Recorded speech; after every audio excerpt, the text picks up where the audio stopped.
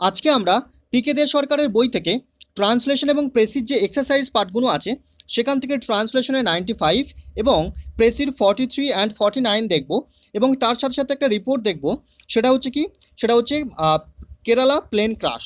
ঠিক আছে, রিসেন্টলি আমাদের কেরালাতে যে প্লেন ক্রাশটা হয়েছে সেটা নিয়ে আমরা একটা রিপোর্ট দেখব। তো প্রতিদিনকার ক্লাসের মতো আমরাও আজকে এই ক্লাসটার একটা টার্গেট রাখছি, সেটা হচ্ছে কি 100 লাইকের টার্গেট। আশা করছি আপনারা খুব শীঘ্রই টার্গেটটা পূরণ করে দেবেন।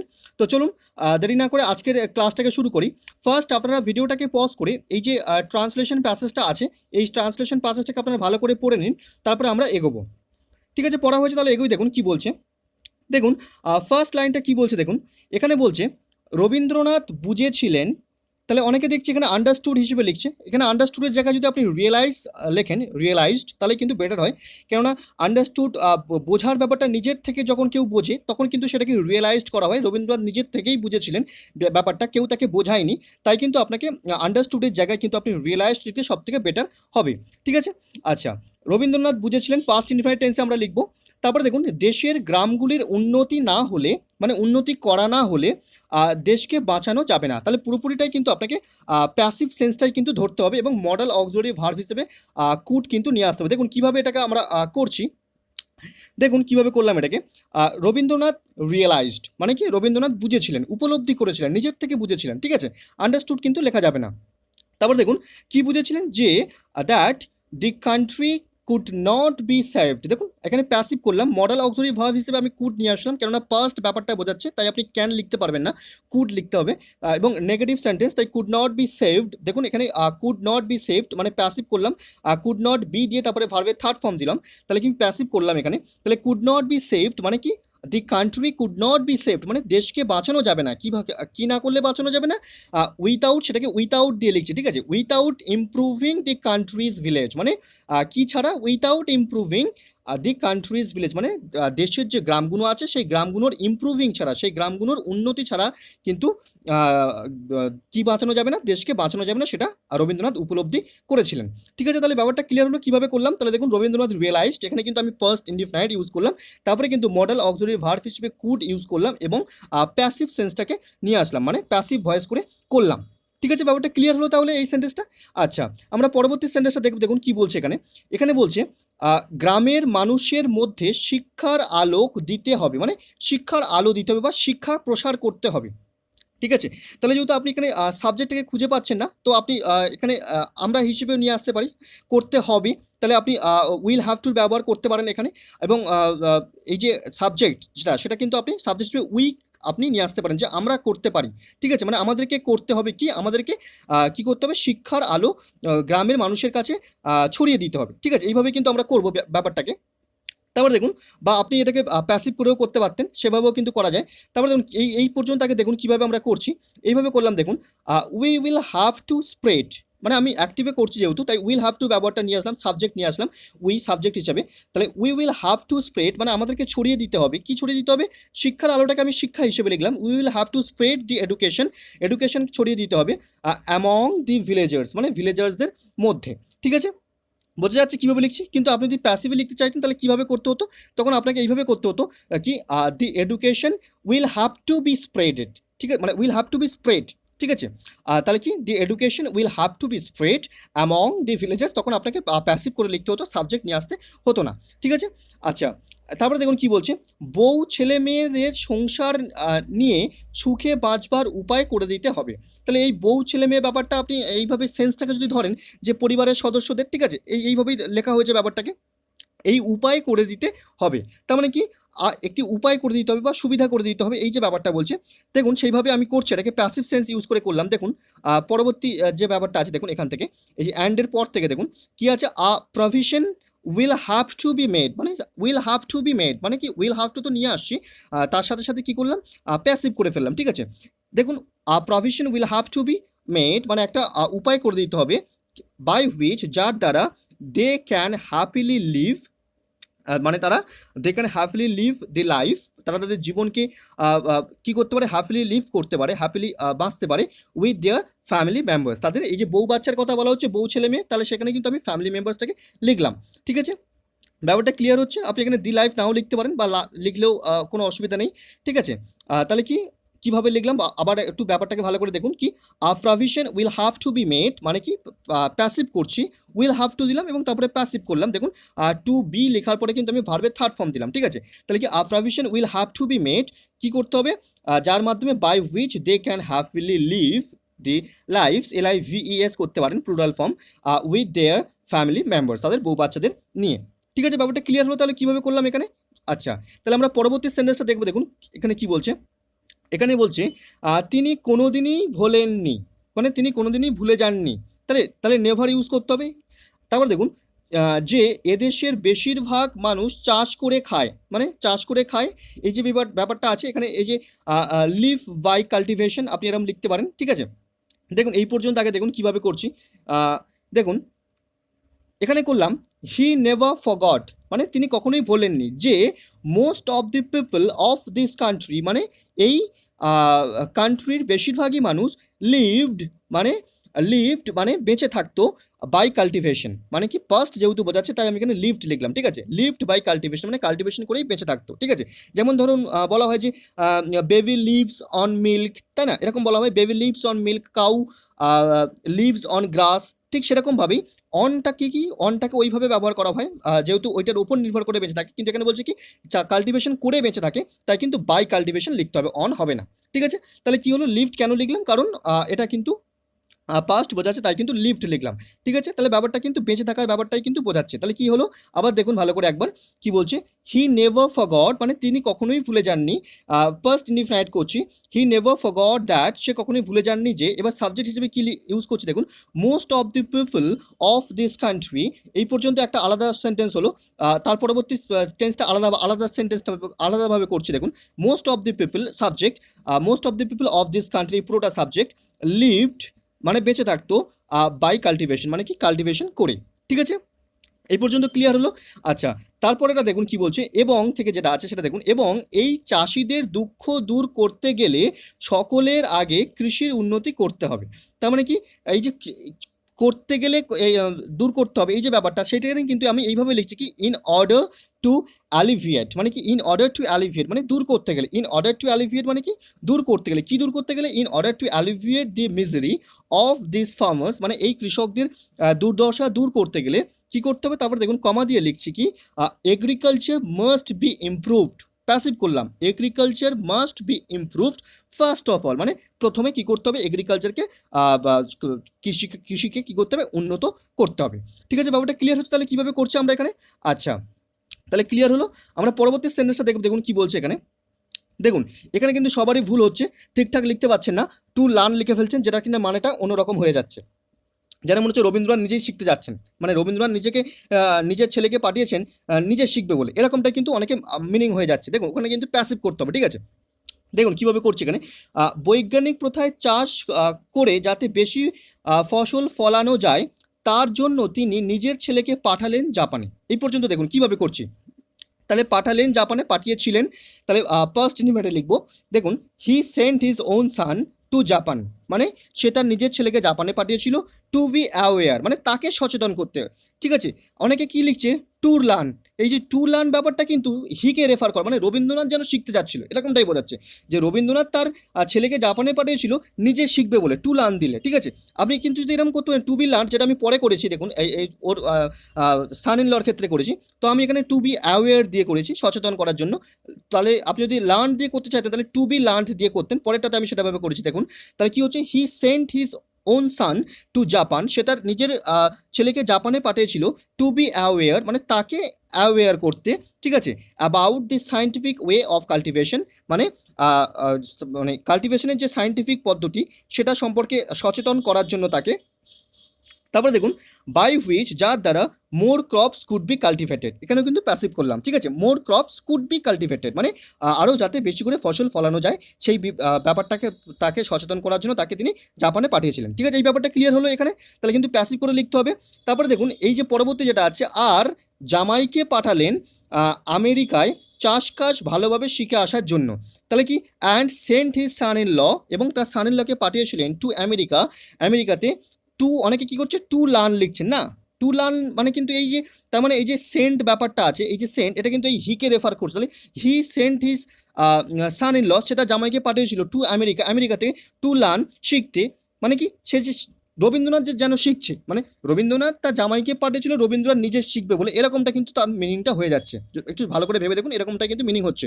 কিন্তু যখন আপনি এরকমভাবে করবেন টু বি লার্নড মানে কি প্যাসিভকে যখন করে দিচ্ছেন, মানে তাকে শেখানোর জন্য কি ফার্মিং বেটার, মানে ফার্মিংটাকে আরও ভালো করে শেখানোর জন্য তাকে তিনি তার সানিল্লাকে কী করেছিলেন আমেরিকাতে পাঠিয়েছিলেন।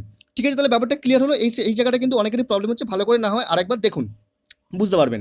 আচ্ছা, তাহলে এখানে ক্লিয়ার হলো। আচ্ছা, আমরা পরবর্তী সেন্টেন্সটা দেখব, দেখুন কি বলছে এখানে বলছে এদিকে এদিকে নিজে বীরভূম জেলার বোলপুরের কাছে কিছু জমি কিনলেন পরীক্ষার জন্য। ঠিক আছে, দেখুন কিভাবে করছে এটাকে। এদিকে মানে ইতিমধ্যে, তাহলে মিন হোয়াইল তিনি কিনেছিলেন, তাহলে পাস্ট ইনডিফিনাইট টেন্স হবে। তাহলে কি করলাম দেখুন, হি বট মানে তিনি কিনেছিলেন, সাবজেক্ট ভার্বের সেকেন্ড ফর্ম, হি বট সাম ল্যান্ড মানে কিছু জমি কিনেছিলেন, কোথায়, নিয়ার বোলপুরের কাছে, ইন বীরভূম ডিস্ট্রিক্ট মানে বীরভূম ডিস্ট্রিক্টের বোলপুরের কাছে কিছু জমি কিনেছিলেন, কিসের জন্য, ফর টেস্টিং পরীক্ষার জন্য। ঠিক আছে, বোঝা যাচ্ছে। তাহলে এই পর্যন্ত ক্লিয়ার হলো। তারপরে দেখুন যাতে মানে সো দ্যাট, যাতে দরিদ্র কৃষকগণ এক জমিতে কয়েক রকম ফসল ফলাতে পারেন। এই যে এক জমিতে কয়েক রকম ফসল ফলানো, এটাকে আপনি এইভাবে লিখতে পারেন কি, সেভারেল ক্রপস বাই রোটেশন, এইভাবে কিন্তু লেখা যায়। তাহলে কীভাবে করছি দেখুন, এটাকে কি করলাম, যাতে মানে কি সো দ্যাট, যাতে করে দরিদ্র কৃষকগণ, এখানে সাবজেক্ট, তাহলে কি পুয়ার ফার্মার্স পারতেন, তাহলে মডেল অক্সিলারি ভার্ব হিসেবে আপনাকে কুড নিয়ে আসতে হবে। কুড প্রডিউস, কুডের পরে কিন্তু অবশ্যই ভার্বের ফার্স্ট ফর্ম হবে, কুড প্রডিউস মানে পারতেন, কি পারতেন, কুড প্রডিউস করতে পারতেন, সেভারেল ক্রপস বাই রোটেশন মানে অনেক ক্রপসকে রোটেশন করে, মানে একই জমিতে বারবার অনেক চাষ করে, এটাকে কিন্তু বলা হচ্ছে এই অনেক জমিতে, এই একই জমিতে বারবার চাষ করা মানে হচ্ছে কি সেভারেল ক্রপস বাই রোটেশন। ঠিক আছে, produce several crops by rotation. ঠিক আছে, ব্যাপারটা ক্লিয়ার হলো। তাহলে এইভাবে আমরা করলাম এই বিষয়টাকে। আচ্ছা, তাহলে আমাদের এই যে বিষয়টা ট্রান্সলেশনের প্যাসেজটা আমরা এখানে কমপ্লিট করলাম। এরপরে আমরা কি দেখবো, আমাদের পরবর্তী যে হোম টাস্কটা ছিল, দেখুন এটা একটা প্রেসি ছিল, সেই প্রেসিটা আপনারা ভালো করে ভিডিওটাকে পজ করে বারংবার পড়ে মানে বোঝার চেষ্টা করুন। তারপর আমরা চেষ্টা করছি কি বলেছে মানেটাকে বুঝিয়ে দেওয়ার। ঠিক আছে, দেখুন কিভাবে বলছে এটাকে। এখানে বলছে the story of Florence Nightingale's achievements in the Crimea reads like an epic, মানে ক্রিমিয়া যে ওয়ারটা হয়েছিল, সেই ক্রিমিয়া ওয়ারে নাইটিঙ্গেলের যে অ্যাচিভমেন্ট সেটা কিন্তু একটা এপিক মহাকাব্য বলা চলে, মানে সেই ঘটনাটা কিন্তু একটা মহাকাব্যের ঘটনার থেকে কিন্তু কম নয়। মহাকাব্যে যেমন ঘটনাগুলো বিশাল বহুল পরিমাণ একটা বিশাল ভাস্ট বিষয় হয়ে থাকে, ঠিক সেরকমও কিন্তু তার মহাকাব্যের ব্যাপারের মতো তার সেখানে অ্যাপিয়ারেন্সটা ছিল। ঠিক আছে, ব্যাপারটা ক্লিয়ার হলো। তারপর দেখুন কি বলছে, the medical arrangements in the army there were as unsatisfactory as possible, মানে সেখানকার যে আর্মিদের যে চিকিৎসা ব্যবস্থা সেখানে কিন্তু ততটা কিন্তু স্যাটিসফ্যাক্টরি ছিল না, সেটাই বলছে। But everything was changed with the arrival of nightingale, কিন্তু নাইটিঙ্গেল আসার পর সেখানকার কিন্তু সমস্ত কিছু চেঞ্জ হয়ে যায়। ঠিক আছে, doctors and patients welcomed her gladly, মানে ডক্টরস থেকে শুরু করে পেশেন্ট সবাই কিন্তু তাকে খুব ওয়েলকাম করেছিলেন গ্ল্যাডলি ভাবে। ঠিক আছে, ক্লিয়ার। তারপরে দেখুন, not so the officials who were responsible for the sad state of affairs, মানে এই যে দায়িত্ব যাদের, যে সমস্ত এই দায়িত্বে যে সমস্ত কর্মীরা রেসপন্সিবল, তাদেরকেও কিন্তু এরকমভাবে ওয়েলকাম করা হয়নি, সেটাই কিন্তু এখানে বলতে চাইছে। ঠিক আছে, তারপর দেখুন, Florence however refuse to be discouraged by opposition, মানে তিনি ডিসকারেজড হতে অস্বীকার করেছিলেন অপোজিশনদের দ্বারা। ঠিক আছে, মানে তিনি কোনোভাবেই কিন্তু ডিসকারেজড হননি অপোজিশনদের দ্বারা। ঠিক আছে, তারপর দেখুন, whenever she could see own people over to her side, মানে যখন তিনি পারতেন তিনি তার দিকে লোকেদেরকে নিয়ে আসার চেষ্টা করতেন, বা তার সাপোর্টে তিনি লোকেদেরকে নিয়ে আসার চেষ্টা করতেন। But if they would not cooperate with her, কিন্তু যদি তারা তাদের মানে তাকে কোঅপারেট না করতো, she shoved them out of a way, তিনি তাদেরকে কী করতেন, নিজের পথ থেকে সরিয়ে দিতেন, মানে তিনি তাদের মতো হয়ে চলতেন না, তিনি নিজের মতো হয়ে চলতেন, সেটাই কিন্তু বলছেন। ঠিক আছে, তারপরে দেখুন, to the patient she seem to be an angel, মানে পেশেন্টদের কাছে কিন্তু তিনি একটা দেবদূত হিসেবে আবির্ভূত হয়েছিলেন, সেটাই বলা হচ্ছে। তারপর দেখুন, নাইট আফটার নাইট, মানে রাতের পর রাত ধরে, ল্যাম্প ইন হ্যান্ড মানে হাতে ল্যাম্প নিয়ে, সি উড ওয়াক তিনি কাজ করতেন, through the hospital to see that all was well, মানে সব কিছু ঠিকঠাক আছে কিনা সেটা দেখার জন্য তিনি রাতের পর রাত হাতে ল্যাম্প নিয়ে কিন্তু দেখাশোনা করতেন। ঠিক আছে, ব্যাপারটা ক্লিয়ার হচ্ছে।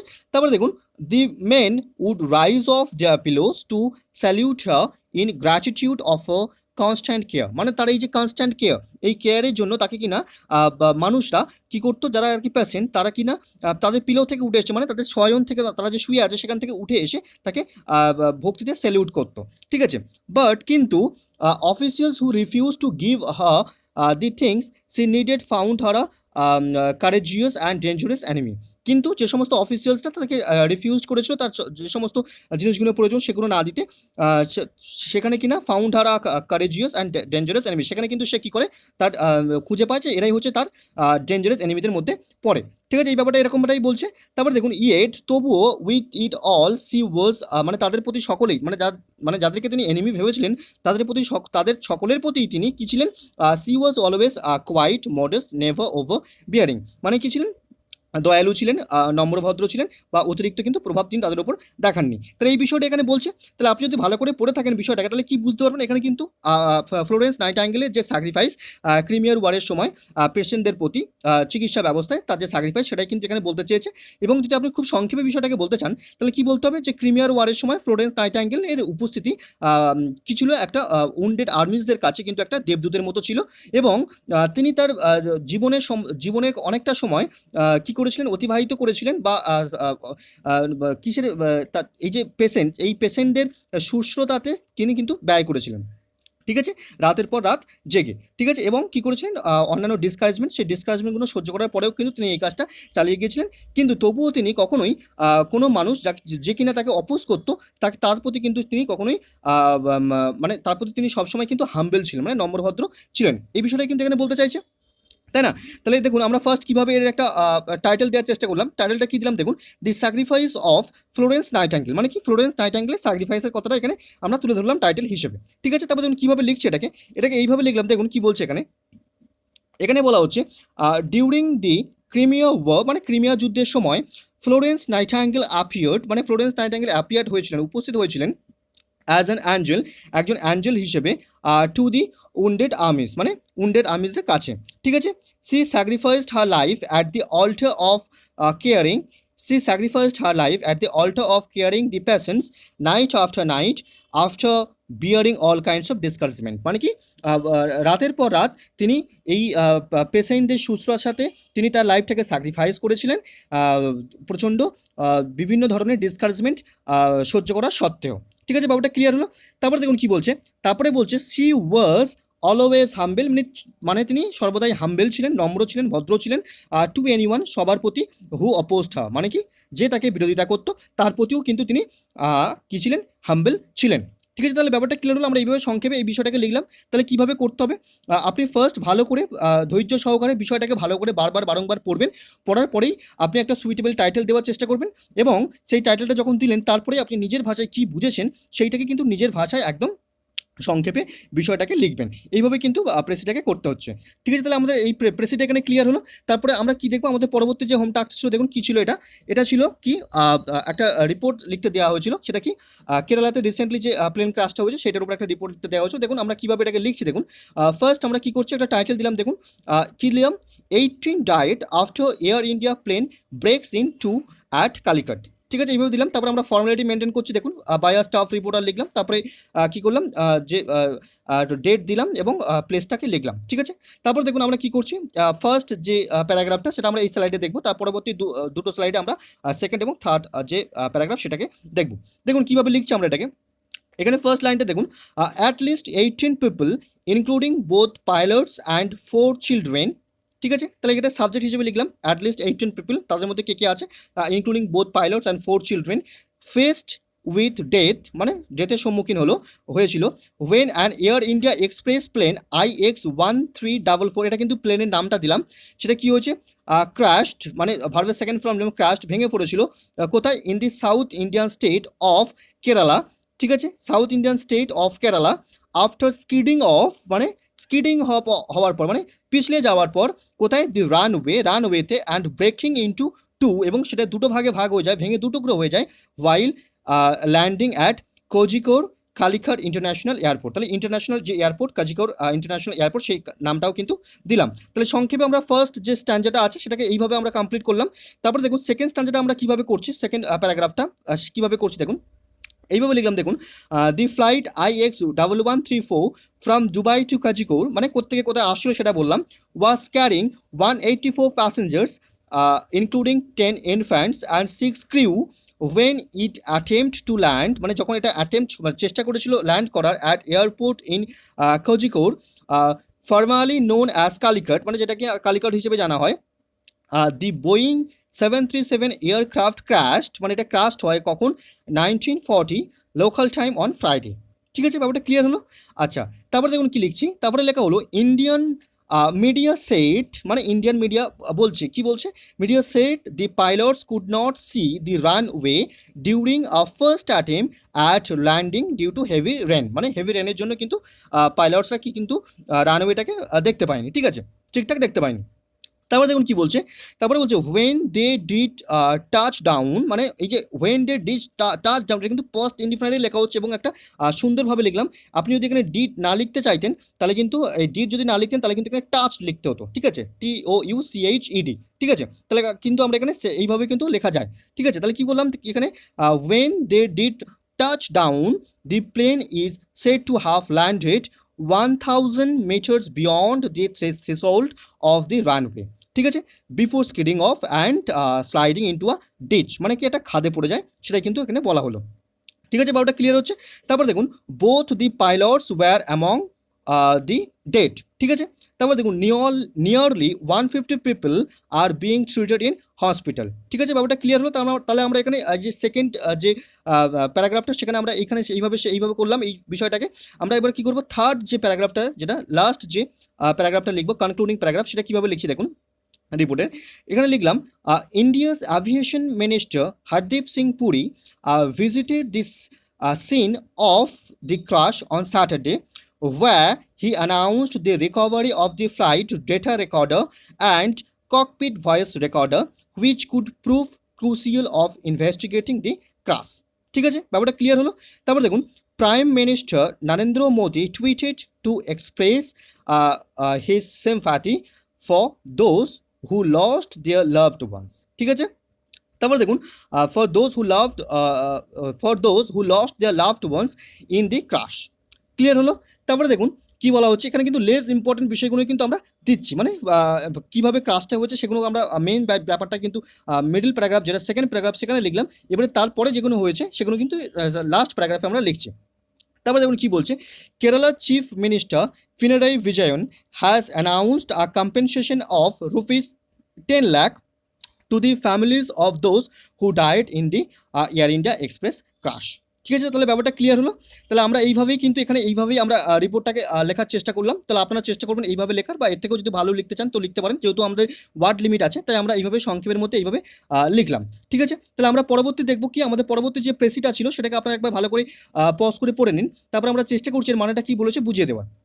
দেখুন এখানে কি বলছে, এখানে বলছে in the days of the great king Ashoka, মানে অশোকার সময়ে, অশোকার রাজত্বের সময়ে sense of justice prevented any Indian king from attempting conquest beyond the limits of India, মানে কি সেই সময় যারা কিং ছিল সেই সময় ছোট ছোট রাজ্যে তাদেরকে কিন্তু প্রিভেন্ট করা হয়েছিল, তারা কিন্তু প্রিভেনশনের মধ্যে ছিল কি অ্যাটেম্প্ট, তারা যাতে অন্য কোনো রাজ্য জয় না করে এই বিষয়টা কিন্তু তারা করেননি, সেটাই কিন্তু এখানে বলছে, ঠিক আছে, ব্যাপারটা ক্লিয়ার হচ্ছে। তারপরে দেখুন কি বলছে, এখানে বলছে even the most powerful kings had no desire to conquer the foreign peoples, even যারা মোস্ট স্ট্রংগেস্ট কিং ছিল, পাওয়ারফুল কিং ছিল, তাদের মধ্যেও কিন্তু এই ইচ্ছা শক্তি ছিল না যে তারা অন্য কোনো রাজ্যকে জয় করবে বা অন্য কোনো রাজ্যে মানুষদেরকে হারাবে, এই ইচ্ছা শক্তি তাদের মধ্যেও ছিল না, ঠিক আছে। তারপরে দেখুন Indian influence and culture no doubt, মানে ইন্ডিয়ার যে সংস্কৃতি ইনফ্লুয়েন্স এই যে বিষয়টা এটা নিঃসন্দেহে স্প্রেড, মানে ছড়িয়ে পড়েছিল, ভার্বের সেকেন্ড ফর্ম,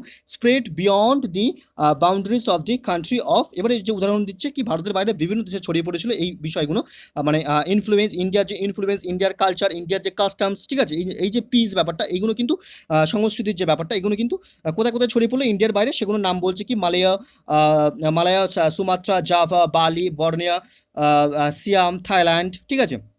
তারপর দেখুন কাম্বোডিয়া অ্যান্ড ইন্দো চায়না। তাহলে আপনি কিন্তু এগুলো কিছুই উল্লেখ করতে পারবেন না, এই উদাহরণগুলো এই নামগুলো কিন্তু দিতেই পারবেন না, ঠিক আছে, এগুলো কিন্তু উদাহরণ দিচ্ছে।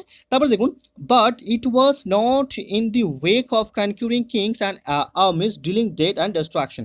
বলছে কি it was not the wake of conquering kings and armies dealing with death and destruction, মানে সেই সময় যারা রাজারা ছিল তারা কিন্তু এই তাদের রাজা থেকে শুরু করে যারা যে সমস্ত আর্মিগুলো ছিল তারাও কিন্তু এই ডেথ বা ডিস্ট্রাকশনের কিন্তু পরিপন্থী তখন ছিলেন না, ঠিক আছে।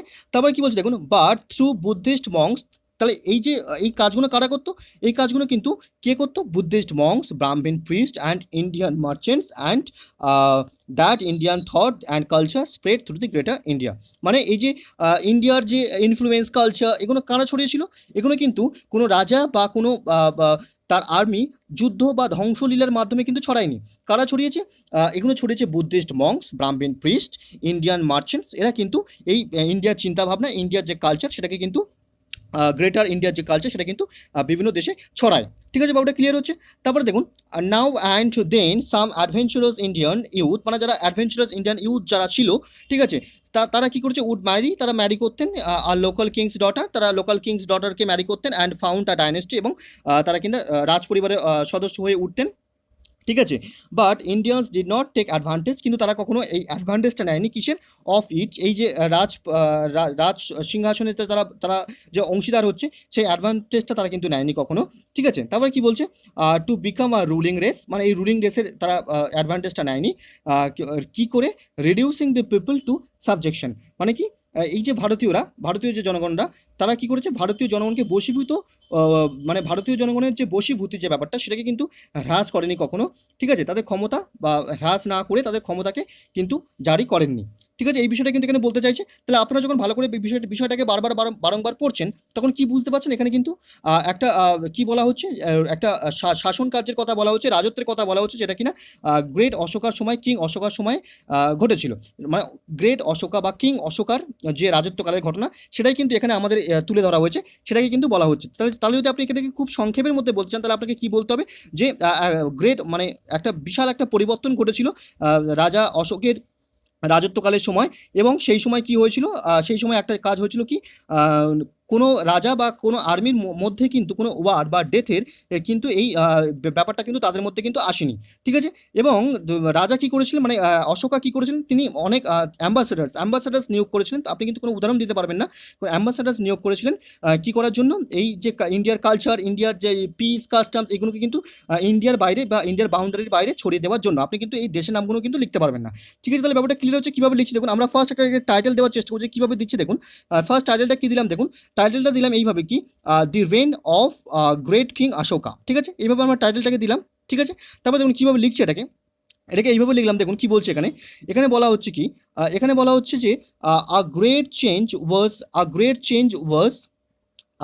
চেঞ্জ ওয়াজ ফাউন্ড, একটা বিরাট পরিবর্তন দেখা গিয়েছিল in the rain of Ashoka, মানে অশোকার সময় একটা বিরাট পরিবর্তন দেখা গিয়েছিল, বা অশোকার রাজত্বের সময় কিন্তু একটা বিরাট পরিবর্তন দেখা গিয়েছিল, ইন হিজ টাইম, মানে তার সময়ে there was no desire of war and death, মানে তার সময় কিন্তু কোনো ডেথ বা ওয়ার এই যে ডেজায়ারটা কিন্তু ছিল না।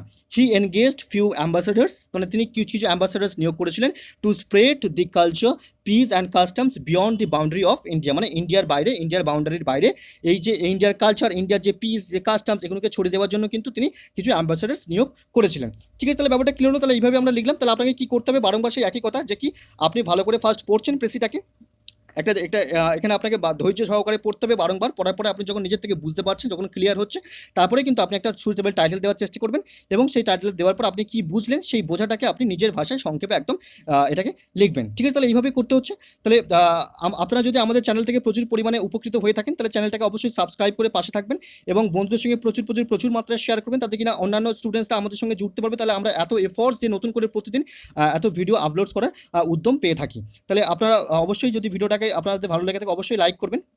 তাহলে আজকের ভিডিওটা এখানেই শেষ করলাম, পরবর্তী ভিডিওতে দেখা হচ্ছে, ধন্যবাদ।